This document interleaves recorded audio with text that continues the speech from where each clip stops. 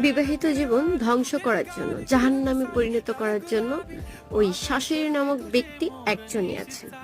কি এটাই তো মনে হচ্ছে? হুম, কিন্তু আমারটা একেবারেই উল্টো। আমি আমার শাশুড়ি মেয়ের একমাত্র পুত্রবধূ।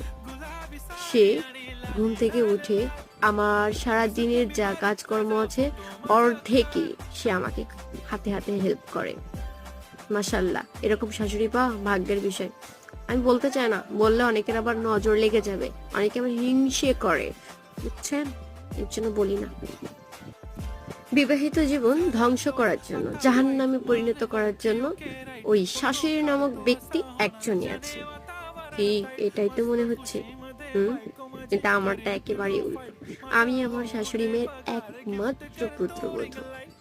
সে ঘুম থেকে উঠে আমার সারা দিনের যা কাজকর্ম আছে অর্ধেকই সে আমাকে